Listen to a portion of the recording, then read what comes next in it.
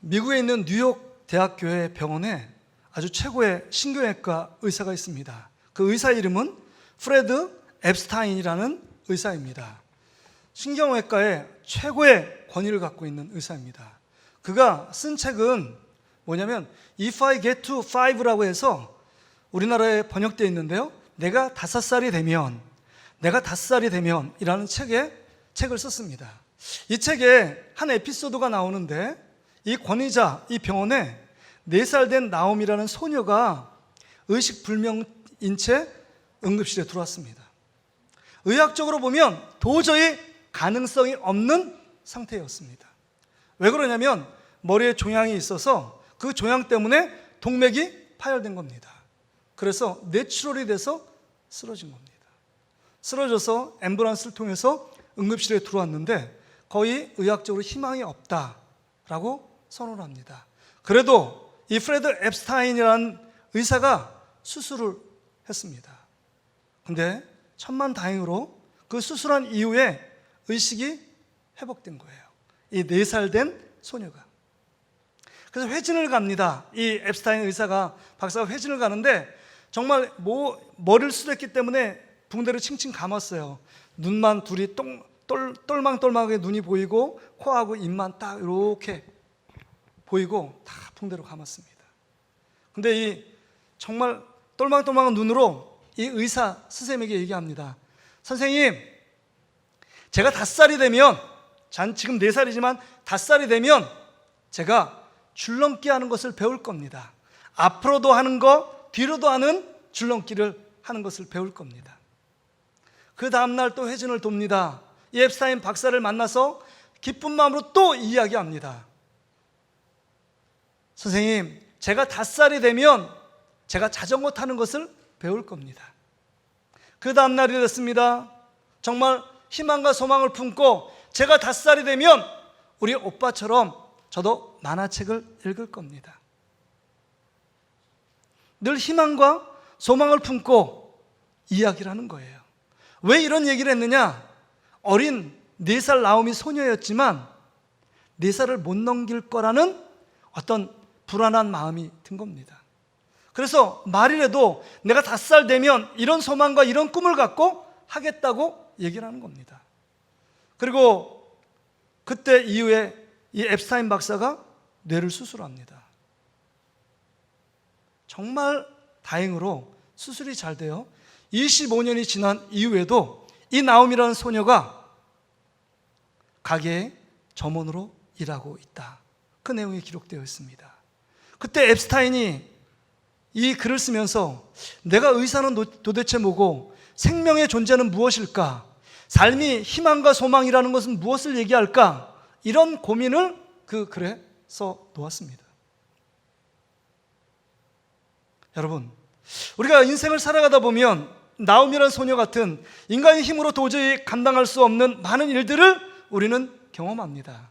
그럴 때 여러분은 어떤 힘으로 여러분 그 모든 어려움들을 극복해 오셨고 앞으로 어떤 힘으로 미래를 살아가길 원하십니까? 오늘 본문은 여러분 믿음의 사람들이란 4번째 시리즈를 마침표를 찍으면서 마감하면서 사사들의 믿음이 오늘 본문에 기록되어 있습니다. 오늘 본문에 보세요. 11장 32절에 보면 내가 무슨 말 더 하리요? 기드온, 발락, 삼손, 입다, 다윗빛, 사무엘과 선지자들의 입을 말하려면 내가 시간이 부족하리이다. 이렇게 고백합니다. 6명의 사람들이 등장해요. 이 모든 사람들을 얘기하면 저도 시간이 없어요. 그래서 정말 나중에 3사람은 하기로 하고 3사람 먼저 기드온, 바락, 삼손에 대한 이야기를 함께 하기를 원합니다. 이 말씀을 통해서 하나님이 여러분에게 들려주길 원하고 듣기 원하는 말씀을 듣는 저와 여러분 되시기를 주의 이름으로 축복합니다. 여러분, 우리는 생각할 때 우리도 믿음으로 살기를 원합니다. 그런데 믿음으로 살지 못하는 이유는 먼저 포기해요. 믿음의 위대한 걸출한 인물들을 보면 나하고 다르다는 생각을 갖고 있습니다. 아브라함, 모세, 다윗, 바울, 그 사람들은 나보다 태생적으로 다르고 나보다 더 많이 알고 있고 나보다 더 많은 것을 갖고 있는 사람이야. 그러기에 나와는 전혀 달라. 나는 그런 사람을 될 수 없어 라고 생각합니다. 그러니까 믿음의 거룩한 도전조차 하지 않는 우리의 모습을 봅니다. 말씀을 듣긴 듣지만 말씀은 말씀이고 내 삶은 내 삶이다 이렇게 생각하고 도전하지 않습니다. 여러분 어떠십니까? 말씀에 4번 믿음의 CG를 들으면서 그 말씀 앞에 정말 나의 인생을 걸고 도전하며 몸부림치는 한 주간 한 주간을 보내오셨습니까? 아니면 그냥 말씀이니까 이 몇 분 시간 듣고 때우고 그냥 예배 드리는 것으로 만족하며 시간을 보내고 계십니까? 우리는 믿음의 사람은 나의 삶이 아니고 그들의 삶은 다르다라고 여러분 생각합니다. 다르다라고 생각하니까 간절한 마음으로 말씀 받지 않고 그 삶이 내 삶이 되다, 이 말씀을 읽으면서 하나님이 나에게 주시는 말씀이 요구하는 말씀이 무엇인가 기대감도 없어요. 그런데 오늘 기드온, 바락, 삼손 이 세 인물 중에 기드온 300용사 여러분 잘 알죠? 삼손, 드릴라 게임에 넘어가지고 눈 빠지고 그 멍청한 삼손, 뭐 이런 얘기는 주일학교부터 뭐 신앙생활을 좀 했던 분이라면 수없이 들었던 믿음의 스토리입니다. 근데 바락 이야기는 좀 낯설 겁니다. 뭐 말해 바락하지 마 뭐 이런 얘기는 들어봤어도 바락이 성경 인물인지 몰랐다. 바락이 누굴까? 근데 여러분 오늘 세 인물을 보세요. 기드온, 바락, 삼손의 공통점이 있습니다. 그 공통점은 우리와 똑같은 연약한 자들이라는 겁니다. 그 안에 수많은 단점이 있었고 치명적인 약점이 있었습니다. 우리도 그런 삶을 살지 않은 더 하나님 앞에 죄악된 모습으로 살았던 인물도 있다는 겁니다. 먼저 여러분 기드온의 약점을 볼까요? 기드온은요 사사시대에 살고 있는 사사였습니다. 사사로 부르기 전에 기드온은 겁장이었습니다. 두려움과 걱정이 많았습니다. 늘 의심의 회의론자였습니다. 미디안을 통해서 이스라엘 민족이 고통을 당하고 있습니다. 왜 고통을 당할까요? 하나님 말씀대로 살아가지 않고 이스라엘 백성이 말씀에서 벗어나 우상을 숭배하기 때문에 하나님이 채찍으로 기드온 민족을 세운 것입니다. 기드온 민족을 막 그러는 거예요. 그러니까 수확될 때 기드온이 와가지고 미디안 병사들이 와서 수확된 모든 것들을 가져갑니다. 그러니까 그들이 살 수가 없는 거예요. 지옥과 같습니다. 그래서 정말 산에 올라가서 사는 사람, 그 다음에 숨어서 지내는 사람, 비참한 삶을 이스라엘 백성이 살아갈 수밖에 없었습니다. 그때 기드온이요 너무 겁이 있어서 정말 밀을 수확했는데 밀을 밀타작에 찢는 것이 아니라 포도즙, 그 구덩이에 들어가서 포도즙 틀에 여러분 밀을 타작해서 목구멍이 포도청이라고 먹는 문제를 근근히 해결하려고 그렇게 숨어서 지냈습니다. 근데 하나님께서 기드온을 불렀어요. 사사기 6장 12절을 보면 야 너는 큰 용사다 라고 얘기해요. 내가 너와 함께 있으니까 걱정하지 마. 이렇게 믿음의 말을 선포함에도 믿지 못합니다. 하나님이 나와 함께 계시다면 이스라엘 민족이 이렇게 미디안에 짓밟혀 이렇게 고통스럽게 살 수 없다고 하나님의 존재를 부인합니다. 진짜 하나님이라면 내가 시험할 테니까 그 테스트에 합격해보라고. 그 양털 뭉치가 있는데 처음에 양털에 이슬이 내리고 옆에 돼지는 다 마르게 해달라고 하나님이 그렇게 하십니다. 그 다음날도 그러면 하나님 내가 하나님 믿겠습니다. 내가 사사로 부른 거 믿겠습니다. 딱 반응하며 나가야 되는데 그렇지 않았습니다. 하나님 또 못 믿겠어요. 그럼 반대로 돼지에 이슬이 맺히고 양털은 뽀송뽀송하게 해주십시오. 그런 기적을 한번 보여주세요. 그렇게 기적을 보여줍니다. 그리고 바로 나간 것도 아닙니다. 꿈을 통해서 기드온에게 막 얘기를 해요.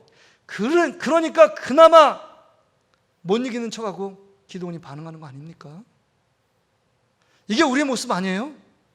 하나님 말씀 한번 딱 할 때 바로 반응하며 네! 그 말씀에 순종하겠습니다. 우리는 이렇지 않잖아요.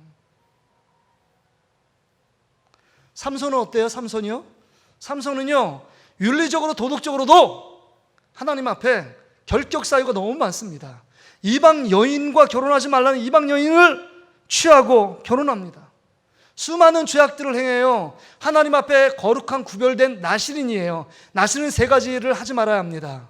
시체를 만지지 말고 술을 먹지 말고 머리에 삭도를 대지 말아야 합니다. 그런데 이스라엘의 사사였던 삼손이요 술 먹습니다. 시체를 만집니다. 머리에 삭돌대요. 하지 말라는 거 골라서 다 합니다. 이게 무슨 사사의 삶의 모습입니까? 이게 무슨 믿음의 사람의 모습이에요? 아니잖아요. 이게 우리의 모습 아닙니까? 하지 말라면 기억하는 게 우리의 아니에요? 하나님을 기쁨을 드려야 된다, 하나님께 영광 돌린다, 이런 삶은 별로 관심 없고 하나님을 실망시키고 낙심시키고 또한 하나님 앞에 불순종한 모습이 우리의 모습, 삼손 같은 모습이 우리 안에 고스란히 담겨져 있습니다. 바락이라는 인물이요, 바락은 이스라엘의 엄밀히 말하는 사사가 아닙니다. 12명의 사사 중에 여러분 여사사가 있었는데 드보라입니다. 여러분 드보라, 여러분 알잖아요. 미용실에 보면 드보라 미용실도 있고 그렇잖아요. 드보라, 여 선지자 사사였던 드보라를 섬겼던 군대 장관이 바락입니다. 바락바락 대든 게 아니고요, 바락이에요. 이 바락은 그 뜻이 뭐냐면 번개입니다. 번개. 불과 같은 소유자인 것 같아요. 번개. 그냥 성격이 다혈질적이고 난폭했던 것 같아요. 뿐만 아니라 두려움이 많았습니다. 이 바락 사사를 통해서 여러분 드보라 사사를 통해서 바락에게 얘기합니다. 지금 하솔 왕 야빈이 900대의 전차를 갖고 쳐들어왔는데 가서 싸우라는 겁니다. 근데 두려움이 많고 걱정이 많아서 이 바락 군대 장관이요 움직이지 않습니다. 드보라 선지자인 당신이 가지 않으면 나는 한 발짝도 움직이지 않겠습니다 라고 얘기해요. 그럴 정도로 두려움과 근심이, 그 두려움과 불안이 많았던 자가 여러분 바락이라는 인물입니다. 그러니까 이 세 인물 기드온, 바락, 삼손은요 인간적으로 보면 많은 약점, 또 신앙적으로 볼 때도 결격 사유가 많았던 인물들입니다. 그럼에도 불구하고 오늘 본문에 보니까 히브리서 11장에 믿음의 사람들을 지목하면서 지금 기드온, 바락, 삼손, 입다 쭉 열거하는 믿음의 걸출한 거목으로 하나님이 사용하고 계시다는 겁니다. 어떻게 이런 일이 있을 수 있었느냐 하는 것입니다. 오늘 말씀을 듣는 우리들에게 왜 이렇게 인간적으로 볼 때 또 신앙 영적으로 볼 때도 부족한 자들을 어떻게 이렇게 믿음의 용사로 하나님 앞에 사용될 수 있었을까 하는 겁니다. 이게 우리 질문 아닙니까? 어떻게 믿음의 용사가 될 수 있었을까? 영적으로나 육적으로 부족한 자들이 하나님 앞에 그렇게 아름답게 쓰임받을 수 있었던 삶의 비결, 비밀이 있었을 것 같아요. 여러분, 기도원을 살펴보면 여러분 사사기 6장부터 8장까지 나와요. 가장 많은 절을 할애해서 기드온을 집중하고 있습니다. 겁쟁이였고 그 다음에 소심했고 회의론자였지만 하나님께서 그 영혼을 포기하지 않습니다. 끝까지 찾아갑니다. 끝까지 찾아가요. 내가 너와 함께 있다. 너의 능력으로 사는 거 아니야. 너 두려워하지? 너 소심하지? 너 겁 많지? 그래도 괜찮아. 너 전능하신 하나님이 너와 함께 있다는 거 그걸 믿으면 된다 라고 수차례 주님께서 여러 증거와 표정을 통해서 하나님이 너와 함께 계시다는 믿음을 심어줍니다. 거부하지만 하나님이 기본을 놓지 않고 하나님이 그와 함께 한다는 믿음의 놀라운 증거들을 통해서 기드온이 믿음의 눈을 뜹니다. 아, 여호와 하나님이 나와 함께 계시는구나. 그런 믿음을 갖고 나가요. 우리 사사기 6장 12절 말씀 한번 볼까요? 여호와의 사자가 기드온에게 나타나 이르되 큰 용사여 여호와께서 너와 함께 계시니라. 겁 많은 이 기드온에게 큰 용사로 선포하면 하나님 말씀하시면 그렇게 되는 겁니다. 왜요? 여호와께서 너와 함께 하시는 증거들을 보여주시기 때문이에요. 그러니까 나의 연약함을 바라보는 인생은 늘 연약함, 나의 약함, 나의 부족함, 정말 치명적인 약점에 사로잡힌 사람은 믿음의 발걸음을 한 발짝도 옮기지 못합니다. 나는 무능하고 힘이 없고 연약하고 나는 정말 어느 짝에도 쓸모없다라고 생각하는 사람은요 아무 일도 못해요. 근데 여호와가 나와 함께 한다는 믿음이 생기면요 담대함이 생깁니다. 전혀 옴짝달싹할 수 없는 한 발짝도 옮기지 못했던 기드온의 인생에 용기가 생깁니다. 힘이 생겨요. 그래서 사사기 6장 16절에 보니까 우리 같이 한번 읽어볼까요? 시작. 여호와께서 그에게 이르시되 내가 반드시 너와 함께 하리니 내가 미디안 사람 치기를 한 사람 치듯 하리라 하시니라. 여러분 미디안의 군사가 13만 5천 명이 세상의 모래알처럼요 벌떼처럼 달려듭니다. 그래서 여러분, 종소리를 치니까 32,000명 모인 거 아닙니까? 야, 너희들 두려워하는 사람 가라. 그러니까 22,000명이 가요. 10,000명밖에 안 남았습니다. 민족이 위기 가운데 놓여 있는데. 근데 하나님 뭐라고 말씀하시죠? 1만 명이 너무 많다는 거예요. 지금 미디안의 숫자가 지금 13만 5천 명인데 숫자가 많대요. 그래서 물을 떠가지고 핥아서 먹는 300명의 용사를 취합니다. 그 용사도 아니에요. 오합지졸입니다. 무슨 싸움, 전술훈련, 군사훈련을 한 번도 받아본 인물들이 아닙니다. 그냥 순종하며 나가는 거예요. 그들의 무기는요, 창과 칼이 아니었습니다. 항아리에 횃불 숨기고요, 그 다음 목에다 나팔 하나 건 거예요. 이게 무슨 무기입니까? 이게 싸우자는 거예요? 집단적으로 죽자는 거죠. 세표로 인도에서 100명씩 나눠가지고요, 여러분, 기드온이 신호를 하면 여호와를 위하여, 기드온을 위하여 이렇게 외치면 끝난다, 이런 말씀만 해요. 이게 무슨 전략입니까? 이게 무슨 전술이에요? 같이 죽자는 거죠. 그럼에도 불구하고 나와 함께 하시는 그 하나님을 믿는 믿음 가운데 나가니까 두려움이 없었어요. 전혀 불가능한 전쟁을 나갑니다. 13만 5천 명을, 그 다음에 100명씩 300명이 나가서 여호와를 위하여, 기드온의 칼을 위하여 라고 외칠 때 그들이 혼비백산에 대해서 서로 죽이고 싸워서 모든 사람, 여러분, 미디안의 모든 군사들이 진멸합니다. 하나님의 놀라운 기적을 봐요. 너무 연약한 그릇인 기드온이었지만 그와 함께하는, 여호와가 나와 함께한다는 믿음을 갖고 나가니까 어떤 것도 두렵지 않아요. 어떤 것도 자기의 마음을 흔들지 못합니다. 그 믿음으로 말미암아 하나님이 귀하게 그 믿음을 사용하십니다. 할렐루야. 우리도 마찬가지입니다. 여러분, 우리 자신을 보면 아무것도 할 수 없을 것 같아요. 그러나 나와 함께 하시는 주님, 그 부활의 주님이 나와 함께 한다는 믿음을 갖고 나가면 우리 인생 가운데 희망과 소망이 우리 삶 가운데 펼쳐지게 될 줄 믿습니다. 여러분이 생각지 못한 놀라운 역사가 하나님을 통하여 나타나게 되는 믿음의 놀라운 증거들이 여러분 삶 가운데 목도되게 될 줄 믿습니다. 이게 우리의 믿음이 되어야 된다는 겁니다. 바락도 마찬가지였습니다. 바락은요, 못 간다고 얘기했어요. 그럼에도 불구하고 여러분, 그 드보라 사사가 이야기하잖아요. 하나님이 뭐라고 말씀하시느냐? 한번 띄워주세요. 사사기 4장 14절. 여호와 하나님이 앞서가신다. 전쟁은 너에게 속한 것이 아니야. 나에게 속했다. 하나님 믿고 나가라 라는 겁니다. 우리 같이 한번 읽어볼까요? 시작. 드보라가 바락에게 이르되 일어나라. 이는 여호와께서 시스라를 내 손에 넘겨주실 날이라. 여호와께서 너의 앞서 나가지 아니하시느냐 하는지라. 이에 바락이 10,000명을 거느리고 다볼산에 내려가니. 그러니까 지금 여호와께서 너와 앞서 나가지 않느냐? 나가고 있다는 거예요. 넌 그냥 나가면 된다는 겁니다. 스본과 납달리에 10,000명을 청했는데 이 10,000명도 정의 병사가 아닙니다. 용사들이 아니에요. 하나님이 나가라니까 나가는 겁니다. 이 바락이요, 정말 하나님이 앞서 행하신다는 믿음을 갖고 나간 겁니다. 전쟁은 나에게 속한 것이 아니라 여호와께 속한 것입니다. 할렐루야. 이런 믿음으로 갖고 간 거예요. 하나님이 앞서 행하시면 나는 연약하고 이 10,000명 보잘것없는 병사지만 하소랑 야빈 가나안 부족입니다. 처음 여러분 날 때부터 전쟁의 장뼈가 굴리는 정말로 최정예 부대입니다. 그럼에도 불구하고 그 하소랑 야빈과 그 군대 장관 시스라를 향하여 다볼산으로 달려가잖아요. 그러니까요, 비가 오게 만들고 900대의 전차들이요 정말 전혀 무용지물이 됩니다. 그 늪에 빠지니까 전혀 미동도 하지 않아요. 그래서 하나님의 놀라운 능력 가운데 모든 하소랑 군대들이 다 전멸당합니다. 이게 정말 하나님이 앞서 나가신다는 믿음을 갖고 순종하며 나가니까 이 바락의 믿음을 통해서 하나님이 놀랍게 역사했다는 겁니다. 자기 자신을 바라보면 아무 일도 할 수 없어요. 그러나 앞서 행하시는 하나님, 다윗이 그런 거 아닙니까?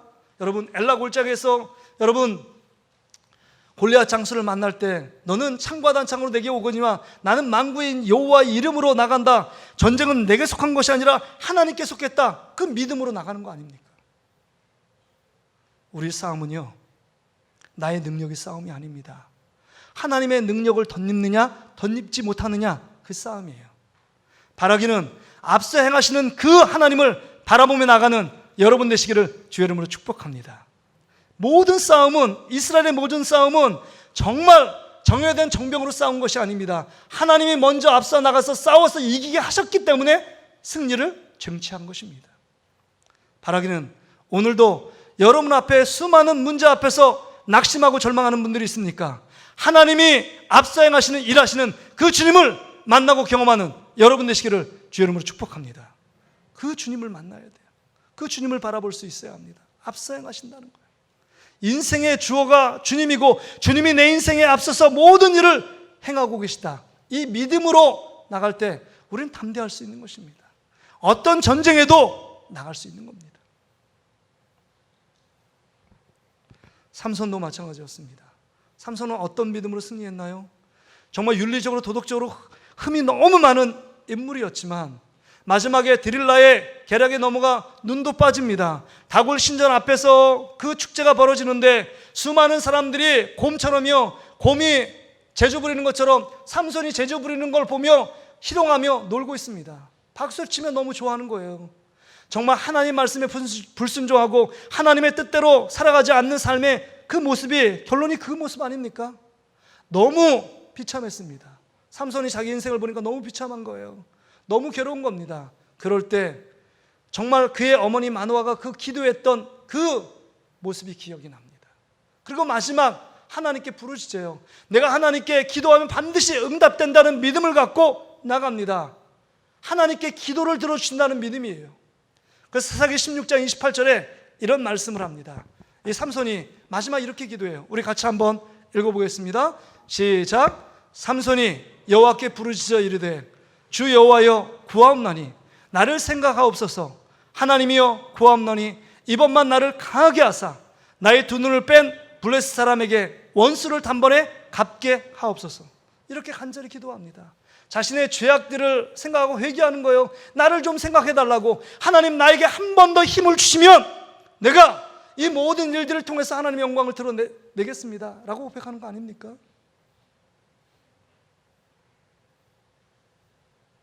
하나님께 기도하는 믿음. 하나님께 기도하면 반드시 그 기도에 응답하신다는 믿음을 갖고 하나님께 나가는 것입니다. 자기가 힘이 있어서 머리카락이 길러져서 힘이 생기는 것이 아니라 힘의 근원은 하나님이라는 사실을 알고 하나님이 이 시간에 불충하고 범죄하고 정말로 하나님 앞에 기쁨을 드리지 못한 보잘것없는 종이지만 하나님 나에게 기회를 주시고 한 번 기회를 주시고 나에게 힘을 주시면 하나님의 영광을 바랄 수 있고 하나님의 기적을 나타낼 수 있습니다 라고 삼손이 울부짖으며 기도하는 것 아닙니까? 그때 기둥을 잡고 기둥을 넘어뜨렸을 때 자기가 살아서 죽인 자보다 그때 같이 죽을 때 죽은 자들이 더 많았다 그랬습니다. 하나님이 삼손에게 힘을 주심에 하나님이 하시는 놀라운 역사를 보게 됩니다. 마지막 끝까지 주님 앞에 충성하는 모습으로 삼손이 장렬하게 인생을 마감합니다. 믿음으로 반응했기 때문입니다. 그렇다면 말씀을 우리가 결론을 내면서 이런 거죠. 그럼 우리는 어떻게 살 것인가 하는 겁니다. 기드온, 바락, 삼손도 인간적으로 여러 가지 약점이 있고 신앙적으로 영적으로도 많은 문제를 안고 있었던 그 사람이 하나님 포기하지 않고 말씀을 들려주고 그들에게 권면할 때 믿음으로 반응하여 하나님 앞에 위대하게 쓰임받는 사사로 또 군대 장관으로 세워졌다면 우리는 어떻게 살 것인가 하는 것입니다. 우리는 4번의 말씀 믿음 시리즈를 들었습니다. 그 말씀을 들으면서 여러분은 어떤 생각을 갖고 말씀을 들으셨습니까? 이건 먼 나라 이야기입니까? 나의 이야기는 아닙니까? 나에게 적용되는 말씀은 아니었습니까? 지금 우리에게 이 말씀을 하고 있는 것입니다. 말씀을 들어야 될 사람은 나 자신이라는 겁니다. 말씀 앞에 내가 반응하지 않고 믿음을 행동으로 옮기지 않는다면 아무런 일도 일어나지 않는다는 겁니다. 믿음은 바라는 것들이 실상이고 보지 못하는 것들의 증거라고 했습니다. 믿음이 있는 사람은 보지 못하는 것을 보게 되고 정말 알지 못하는 것을 알게 되고 깨닫지 못하는 것을 깨닫게 되는 놀라운 증거들이 나타나게 된다는 겁니다. 사람은요, 보지 못하면 믿지 못하겠다, 이런 착각 속에 삽니다. 보는 것이 진리고 보는 것이 다라고 생각합니다. 여러분, 제가 한번 예를 들어볼게요. 지금 벌써 6월 27일 무더위 막 덥더라고요. 비가 오고 날씨도 찌푸둥합니다. 여름이 한복판이 성큼 다가왔다는 사실을 우리는 느낍니다. 보고 있어요. 근데 여러분, 저는 어떤 생각을 가끔 하는지 아세요? 이번 연도 비가 너무 많이 오면 안 되는데, 비도 많이 오고 지난 겨울에 보니까 눈이 너무 많이 왔는데 조금 지나면 또 겨울이 오겠지? 눈이 많이 오면 우리 성도들이 교회 올라오는데 불편할 텐데, 지금 여름인데 조금 지나서 전 겨울을 오고 있는 것을 보고 있는 겁니다. 제가. 누가 부인할 수 있겠어요? 너무 더운 여름도 지나면 선선한 가을, 매서운 추위가 오는 겨울이 올 거라는 것을 우리는 알고 있습니다. 이게 자연의 이치예요. 보는 것으로 이 세상이 그냥 있는 것이 아닙니다. 이 보는 모든 것은 하나님의 말씀으로 우주 만물을 창조된 것입니다. 그렇다면 보여지는 게 전부가 아니라 이 모든 만물을 창조하신 하나님을 믿음으로 본다면, 우리는 지금 볼 수 없는 것을 보고, 지금 깨달을 수 없는 걸 깨닫고, 지금 취할 수 없는 것을 취할 수 있는 믿음, 그 키는 믿음이 있어야 합니다. 문을 열고 들어가려면 키가 있어야 돼요. 보석기 열쇠, 비밀번호를 알아야 합니다. 그런 것처럼 이 우주 만물에 창조하신 그 주님을 보고 그 주님과 함께 동행하려면 믿음이라는 열쇠가 있어야 합니다. 그 믿음만 있으면 이 세계가, 우주 만물이 하나님 말씀으로 지어진 줄을 압니다. 그러기에 말씀을 그냥 듣지 않아요. 말씀을 사모합니다. 말씀을 사랑합니다. 그 말씀 앞에 그 내 삶이 어떻게 말씀 안에서 어떻게 이루어지고 있는가, 그것에 대해 늘 생각합니다. 믿음으로 반응한 사람은요. 그래서 사도행전 17장 11절에 보면, 여러분, 베레아 교회의 모습이 뭐냐면, 하나님 말씀을요, 인간의 말지 않고 간절한 말씀으로 받고요, 사도 바울을 통해 말씀을 받고 날마다 그 말씀이 어떻게 내 삶 가운데 이루어질지를 늘 묵상하는 성도들이에요. 바라기는 우리 동신교회, 우리 사랑하는 성도들도 베레아 성도들처럼 늘 하나님의 말씀을 묵상하는 저와 여러분 되시기를 주의 이름으로 축복합니다. 우리 말씀 한번 읽어보세요. 사도행전 17장 11절. 우리 성도들이 이런 성도가 됐으면 좋겠어요. 같이 한번 읽어봅시다. 시작. 베레아에 있는 사람들은 데살로니가에 있는 사람들보다 더 너그러워서 간절한 마음으로 말씀을 받고, 이것이 그러한가 하여 날마다 성경을 상고한다. 날마다 성경을 상고한다. 날마다 성경을 묵상하고 성경을 읽고 성경을 듣는다는 거예요. 왜요? 하나님 말씀이 너무 사랑하니까 간절한 마음으로 받는 거예요. 이게 믿음의 사람들의 반응입니다. 우린 첫째 시간에 이런 얘기를 했습니다. 갈릴리 바다 가운데 풍랑을 만났습니다. 제자들에게 책망합니다. 두려워 떨고 있고 무서워하는 제자들에게 예수님이 책망합니다. 믿음이 없는 자들아, 왜 두려워하느냐, 이렇게 말하지 않았습니다. 믿음이 작은 자들아, 이렇게 책망합니다. 믿음이 있긴 있는데 믿음을 작동하지 않고 믿음을 행동으로 옮기지 않는 제자들의 모습을 책망하고 있는 예수님의 말씀입니다. 우리에게도 큰 믿음이 아닐지라도 우리에게도 믿음이 있습니다. 예수 그리스도를 마음에 영접해서 내 안에 누가 계십니까? 예수님이 살아 계십니다. 믿으십니까? 믿으십니까? 여러분, 내 안에 예수 그리스도를 믿는다는 것은 예수님을 마음에 영접한 거예요. 살아계신 주님이 내 안에 계신 겁니다. 여러분, 살아있는 생물체는 반응하게 되어 있습니다. 살아있는 동물들은요, 움직입니다. 살아있다고 말하는데 움직이지 않으면 그건 죽은 것입니다. 죽은 식물이요, 죽은 동물입니다. 우리 안에 살아계신 주님이 우리 안에 계시다는 믿음이 있다면, 그 믿음은 우리 삶을, 살아계신 주님이 우리를 변화시켜서 우리 삶을 변화시키든지, 사랑할 수 없는 사람을 사랑케 하든지, 용서할 수 없는 사람을 용서하든지, 그런 반응이 우리 안에 일어나게 되어 있다는 겁니다. 그런데 우리가 예수 그리스도를 영접하고 내 안에 믿음이 있는데도 불구하고 삶에 변화가 없고 늘 미워하고 늘 용서하지 않는다면 우리의 믿음은 가짜 믿음일 수 있습니다. 죽은 믿음일 수 있다는 겁니다. 죽은 믿음이요. 야고보서가 얘기하는 죽은 믿음입니다. 살아있는 믿음이 우리 안에 있다면 반응합니다. 살아있는 증거가 나타나게 되어 있다는 겁니다. 여러분, 산모가요, 태아를 임신했어요. 죽지 않은 태아는요, 작동을 합니다. 1개월, 2개월, 3개월 지나고 4개월 지나면 뭔가 조금씩 태동이 일어납니다. 그리고 5개월 되면 발로 막 차요. 살아있다는 증거입니다. 그 산모의 몸에 변화가 있어요. 배가 점점 나옵니다. 왜요? 살아있는 태를 품고 있기 때문입니다. 내 안에 만화의 왕이시고 우리의 생명 되신 예수 그리스도가 내 안에 계시고 나와 함께 계시다면 살아있는 증거가 보여져야 합니다. 예수 믿는 것은 받은 증거가 있다고 그랬는데, 증거, 하나님의 살아계신 증거가 여러분 가운데 나타나고 보여지고 있는가 하는 것입니다. 우리는 가짜 믿음, 죽은 믿음은 아닌가, 우리 자신을 진짜 점검해야 합니다. 지금 예수 그리스도가 하나님의 아들이시고 나의 죄를 위해 십자가에 죽으셨고 3일 만에 부활하셨다, 이것을 믿는 것, 이건 교리예요. 교리가 믿음이 아닙니다. 말씀을 아는 것이 중요한 것이 아니라요, 말씀이 왜 알아야 되느냐, 예수님처럼 더 닮아가고 예수님처럼 더 살길 원하여 더 알아가야 한다. 지금 우리가 믿음으로 작동하고 있는가 하는 것입니다. 기드온, 바락, 삼손은 믿음으로 작동하고 믿음으로 반응했기 때문에 민족의 위기가 놓였을 때 하나님의 방법으로, 하나님의 놀라운 능력으로 이스라엘 민족을 구원하는 사사의 역할을 감당합니다. 지금 시대는요, 사사 시대보다 더 영적인 암흑기 가운데 있어요.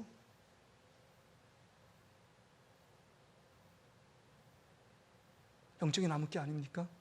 우리 자신을 돌아봐야 돼요. 진짜 하나님을 찾기보다는 세상을 더 사랑하고 세상을 착하는 우리의 모습 아니에요? 하나님으로 살기보다는 세상으로, 돈으로, 명예와 권력과 쾌락으로 살아가는 우리의 모습이요. 돈 더 주면 하나님 헌신자로 버릴 거려? 너무 심하게 얘기했나요, 제가? 작은 유혹 앞에서도 허무하게 넘어지는 우리의 삶의 모습을 봅니다. 믿음을 한번 지키기 위해서 목숨을 걸었던 믿음의 선친들의 삶을 따라가지 못하고 우리는 작은 일에도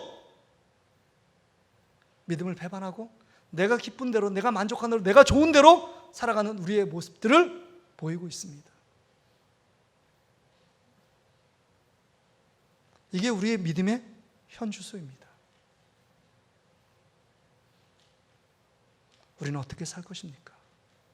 히브리서의 믿음의 장을 기록하며 이 말씀을 듣게 하시는 뜻이 무엇일까를 생각해야 합니다. 우리도 연약하고 우리도 부족하지만 하나님의 믿음으로 반응하고 작은 일에 믿음으로 반응하면 우리도 믿음의 한 페이지에 하나님이, 다른 사람은 몰라줘도 하나님이 우리를 기억하고 그 믿음의 한 줄에 우리의 이름을 넉넉하게 써주실 줄 믿습니다. 이런 믿음으로 살아가는 저와 여러분 되시기를 주의 이름으로 축복합니다.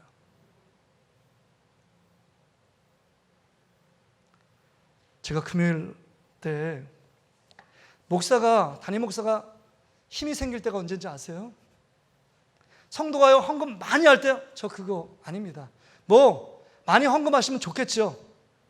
좋지 않다고 제가 부인하지는 않겠습니다. 근데 가장 좋을 때가 뭔지 아세요, 여러분? 여러분이 헌신하고, 믿음 없는 사람이 막 헌신하고 봉사, 그것도 참 좋아요. 근데요, 여러분들이 지금 2부 예배 때 여러분이 없다고 생각해 보세요. 얼마나 목사가 힘이 빠질까요? 그 자리를 믿음을 지키고 자리를 지키고 하나님께 예배하는 성도가 가장 예뻐 보이더라고요. 정말 제가 금요일 날 단에 섰습니다. 한 30분 정도 오셨어요. 근데 제 마음이 너무 아픈 거예요. 슬픈 거예요.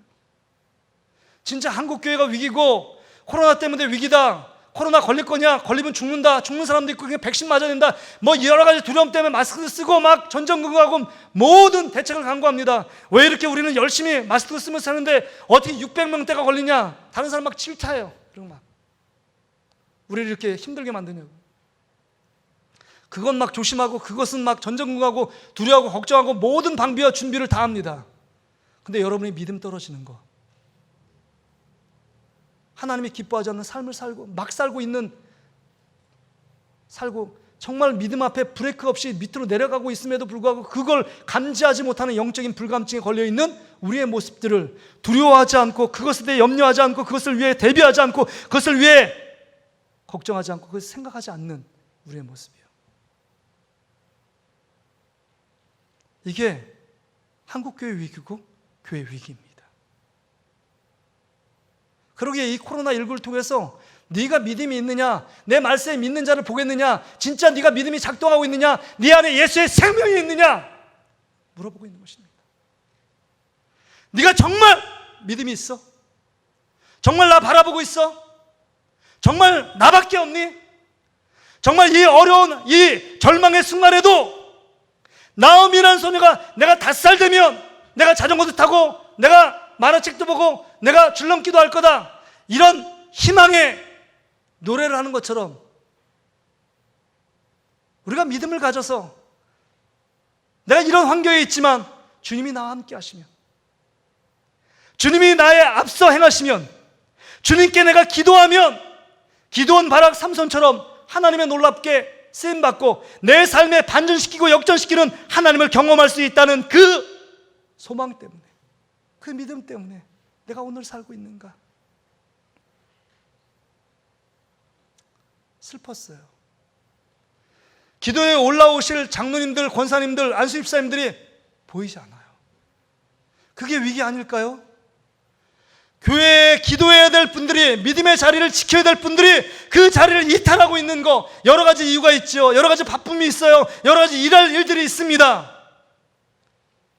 핑계될 거리들이 너무 많아요. 핑계를 다 뒤로 해보세요. 뭐 때문에 그렇게 바쁘신 건가요? 뭐 때문에 변명의 거리가 많으신가요? 뭐 때문에 하나님을 막 설득시키려고 하시나요? 바쁘지 않으면 하겠습니다. 내가 여유 있으면 교회 나와서 예배하겠습니다. 내가 이 소원 들어주면 이거 하겠습니다. 하나님의 흥정의 대상일까요?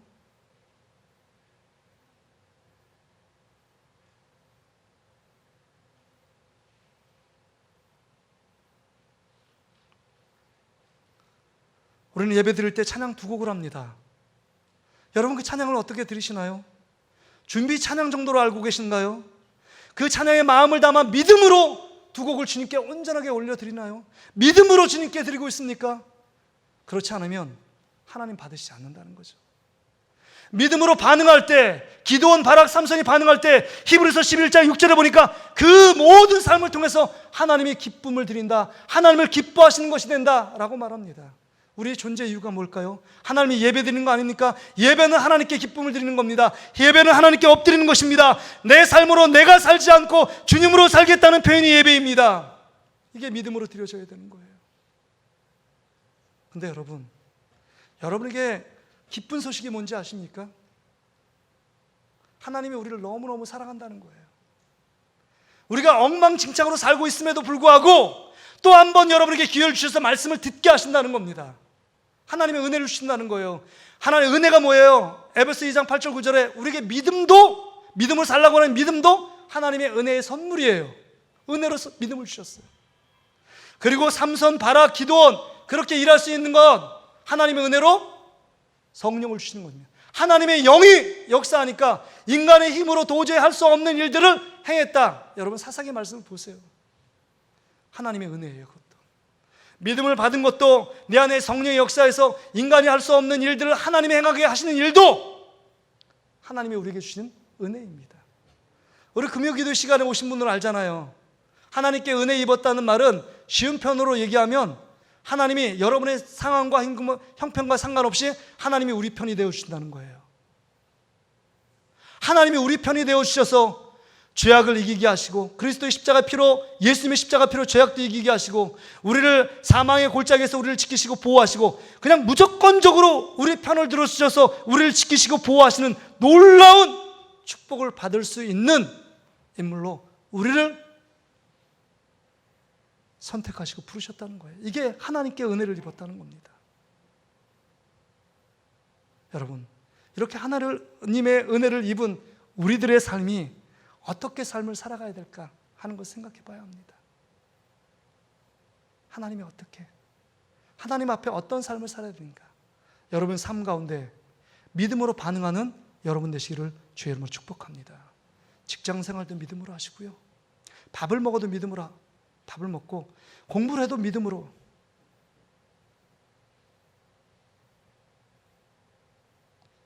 기도해야 될 자리에 기도하러 올라오셔야 합니다. 그렇지 않으면, 기도해야 될 때 기도하지 않으면 여러분 더 어려움 속에서 삼손처럼 부르실 수밖에 없어요. 하나님이 여러분을 사랑하기에 오늘도 여러분한테 간곡하게 말씀하십니다.